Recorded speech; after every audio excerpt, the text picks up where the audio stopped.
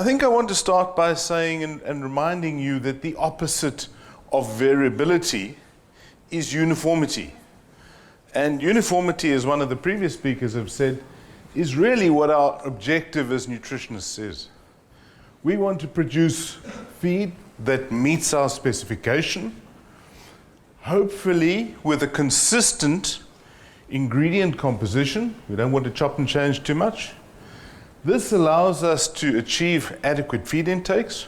Remember, the birds suffer from neophobia, anything that changes they don't like, so they stop eating it. From a variability point of view as a nutritionist, there are 4 major areas that are of concern.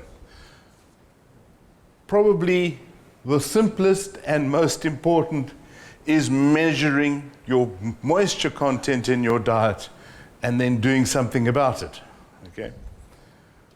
Secondly, we need to look at protein, and I should have put digestible amino acid levels in there, and we've made really good strides with this in the last while, particularly with NIR systems.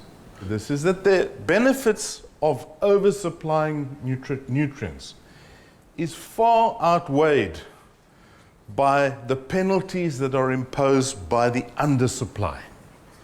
So we need to be very, very careful. Oversupply costs us money, but undersupply costs us a lot more. We see a lot of poor performance. At the APSS meeting in Sydney, there was a fantastic paper that made me think about things in a slightly different way.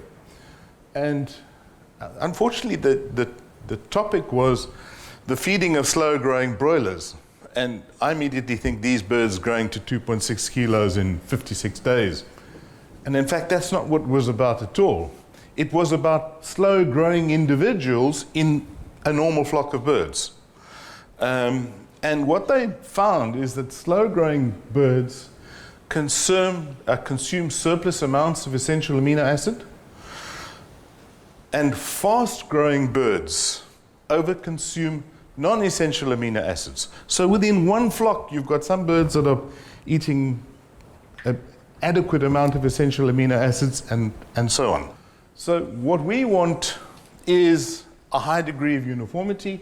We need to consider our ingredients, our weighing errors, and our mixing and formulation, for example.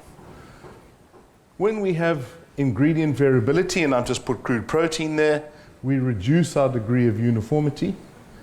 If we have a macro scale weighing error, we reduce our uniformity. Can you see that this is all, this degree of uniformity is decreasing multiplicatively. So you can see that you can carry on adding these things on, and so your degree of uniformity declines and decreases dramatically. The other thing you could do is you could use precision real-time analytics, and I say NIR, but remember the accuracy depends on the calibration, and you've got to have enough samples.